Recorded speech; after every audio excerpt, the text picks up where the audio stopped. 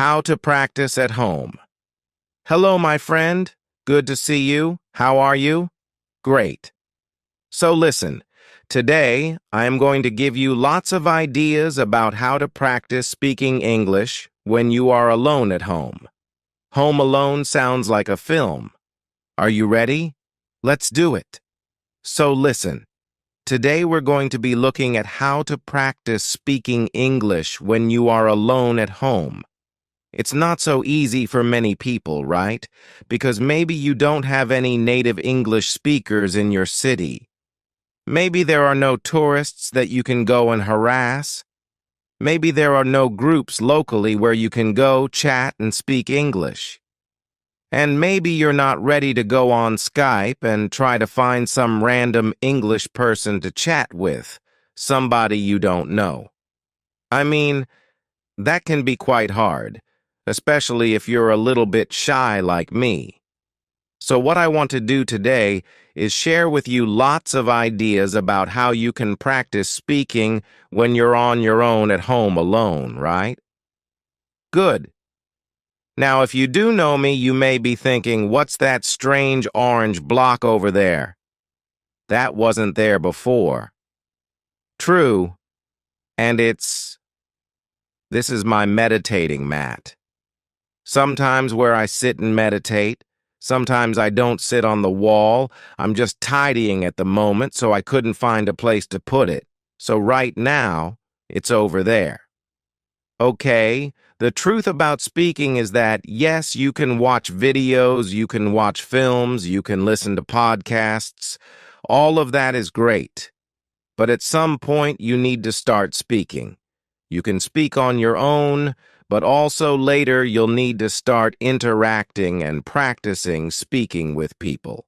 But that's not always easy to do. So right now, today, I'm going to focus on some really practical, simple activities you can do when you're on your own at home to start practicing speaking. The first technique is called Speak into the Mirror, and this is really useful. But it's really simple, right? It's easy because you can do this first thing in the morning when you're brushing your teeth, or, well, you can't speak and brush your teeth, but just before you brush your teeth. And in the evening before going to bed, when you wash your face. What do you mean you don't wash your face in the evening? Why not? My mother always told me, make sure you wash your face, clean behind your ears, wash your neck, scrub your neck. Yeah, wash your face before you go to bed. It takes all the dust and pollution off your face, apparently. Anyway, that's a great time that you can do it. And this is good, because the key to learning and preparing for I is habit, right? If you can attach your learning to an existing habit, brushing your teeth or washing your face, then it makes it much easier. Now, I used to do this when I was learning Chinese. In the morning after brushing my teeth, I would just have a few sentences talking about what I'm going to do today in the future, right? Speaking Chinese.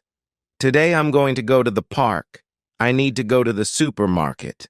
I'm going to buy some vegetables. I'm meeting Jack at 6 o'clock. I might go to the cinema. All in the future. Brilliant. And then, at the end of the day, you can talk about what you did or what you have done. Today I went to the park. I played football. I went shopping. In the end, I've done a lot. It has been a good day.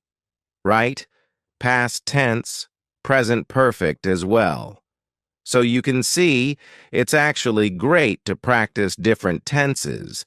It's a bit like writing your diary at the end of the day, right? Which is also a great way to practice writing, but this is speaking in front of the mirror. It's nice. It's reflective learning in many ways. Okay, moving on. The next one I call collocation fun, right? Collocations are words that are often used together, like we talk about heavy rain. Heavy rain in English.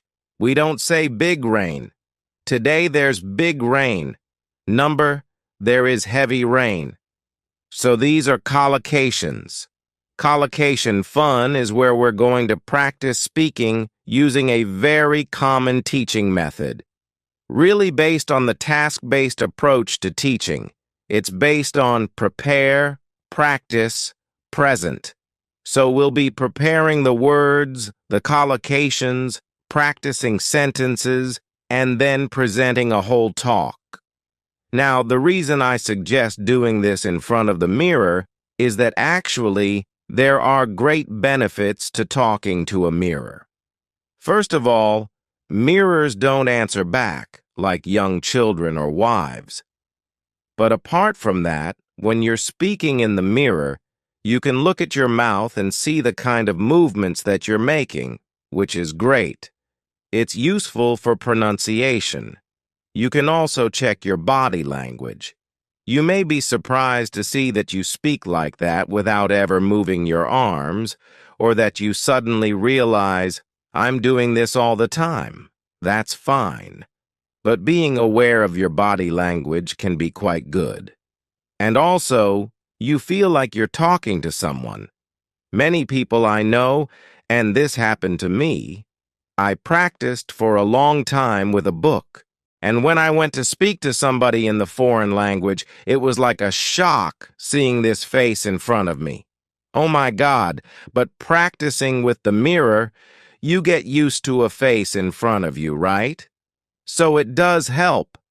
So let's look then. Prepare, practice, and present. Preparing. What I suggest you do here is take a topic, right? A recent topic we were studying in the live lessons was science. Then get some collocations. You can use your course book if you want. You can get onto the internet. Or you can go to my channel and watch other content, like How to Learn English, My Struggle to Learn English, and others, etc. In here, right, you've got free video lessons. You can go through the free video lessons, and there is a recent one on how to learn English. So you can just listen, right?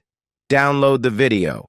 Yeah, we want to download that, and then find in there all the collocations. Look, you've got the notes here, and here you've got collocations, you've got idioms, you've got loads of stuff. And what I would do is take maybe 6 or 7 collocations or idioms, like exact science. It's not rocket science, or to be on the same wavelength. And that's the preparation, right? That's step 1. Step 2, in front of the mirror, just make a sentence with it, right? Exact science, well, parenting, bringing up children, is not an exact science. Cooking is not an exact science. Frying an egg, it's not rocket science. It's actually quite easy, right? Then I'm just practicing sentences here. And then in the end, after practice comes present. I take one of the old Part 2 questions around science, maybe something like, describe an area of science you're interested in, and then start to talk about it for maybe a minute, trying, if possible, to use some of these phrases and sentences, right? So you may say something like this. Describe an area of science you're interested in. Well, okay. I guess an area I'm interested in actually is cooking. And I know it's not an exact science, but I guess it's a branch of science, a branch of food science maybe, right? And I am interested in the science behind cooking. I think it's very interesting. I know with cooking, when you heat things up, they change. And when you mix different things, like sugar and vinegar, you get different levels of acidity, and chemical reactions happen. So I think it's really interesting, right? I think chefs and scientists are really on the same wavelength because they're trying to experiment, discover new things, whether it's cooking or new dishes, things like that. I know cooking isn't rocket science, but I am interested in how it works. So yes, Although it's not a hard science, I think it's an interesting area of science for me. So you can see what I'm doing here is not giving a perfect part 2 answer. I'm just trying to activate and practice some of these expressions that I've been learning. And that's it, really. So that's it. It's great because preparing the collocations, practicing the sentences, and then presenting a talk is a really tried and tested method. Do it in front of the mirror. It's great. You get everything. You get the contact with somebody, but you can see yourself. You can monitor yourself. It's really, really effective. Collocation fun, great. I want to go and do it. It sounds like so much fun. I'm going to do it again right now. I'll be back in a moment. Next up, practice with short audios. Now I am a big fan of extensive listening, right? Listening to podcasts and films, that's great. But when it comes to speaking, I think short audios are much better. They are bite-sized chunks. They're easy to use. And your concentration is shorter for shorter periods of time. You can work with, for example, recorded P-sample answers. There are many websites that have those. Not written, it must be recorded, right? You want to listen and then speak. There's a tool that I've talked about in the past to many of the students here. It's called LingQ, and I like it because it's full of short audios that you can use to help start speaking. And it's free. I mean, there is a paid version, but you can get lots of stuff for free, which is great here. So let me show you first of all how that might work. So this is LingQ. Okay, I'm not going to explain how it works. You can find that out once you sign up for free. But basically, there's a library. You choose your level here. So let's say I'm going to go intermediate, and you can choose down here different audios to listen to. I've got one of my previous lessons here about sport that I will open up. And let me just show you briefly how it works. We'll just focus on the bit on the left, okay? Okay, let's try. Hello, Steph. Hello, Steve. Nice to see you again. Nice to see you again. So what I want you to focus on first is as you listen to the sentence, pick out the stressed words. Nice to see you. Nice see you. Like to chat a bit about your interest in sports. Sure, you lived in Japan for quite a few years, I think. Japan. Years, I think. Right, about 9 years. 9 years. Okay. So you can see I'm just doing the word stress. And also you can pick out chunks or phrases that you like or that sound interesting. Years, and I think you lived in different cities. That's right. I lived in Sendai for 4 years, which is a little bit north of Tokyo. A little bit north. A little bit north. That's interesting. Which is a little bit north, right? Not in the north, not located in the north, but a little bit north of nice, Tokyo for 4 years, and then 1 year down south in Shikoku. Down south. Interesting. Not in the south, but down south. Okay. And did you play any sports when you were in Japan? A little bit. A little bit. I love that. A little bit. Played a little bit of soccer. I played a little bit of soccer. A little bit of soccer. Isn't that great? So you can see I'm picking out either the stressed words or little phrases or chunks that I like, and this is really helping us listen and prepare for speaking. Next, what you'll do after you've finished, if you want, you can check the tape script as you listen again. That's fine. But at the end, what I would like you to try and do is repeat the audio or the lesson, giving a summary. So repeating it with your words, not reading, not listening. In fact, you can just close that and focus on your own words, right? Oops. And then, after you've done that and a bit of practice, you could try to retell the lesson or the story and record yourself.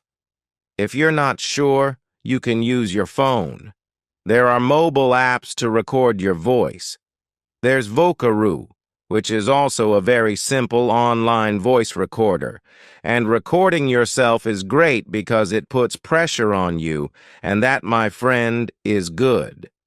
Also, you can then, once you've listened back, go and compare your recording to the original lesson or story with the tape script and see if it's different.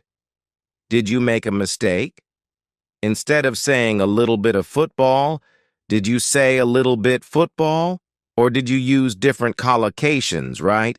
Instead of individualized sports, did you say personal sports or something different? That noticing, again, puts pressure on you, which is great. And it also helps you notice language. Noticing language is a kind of feedback, which is essential to improve. So that's it. Practice with short audios, right? The next one is really fun, and it's about imitating your favorite English-speaking actor or actress. Okay, so here, when you watch a film in English, take some of the actors that you really like and pretend to be them, right? You're copying their body language, their gestures, their facial expressions, their accent, their voice, their words. You're copying everything. Why does this work? Because it's all about identity.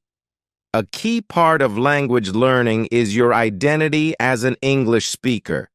And as students, we often have a mask, or we can create a mask that we hide behind when we speak a foreign language. This can be very, very helpful to reduce anxiety or stress, especially if you're shy or you don't want to, you're embarrassed of mistakes and of not speaking correctly. Please don't forget to like, share, subscribe to our channel.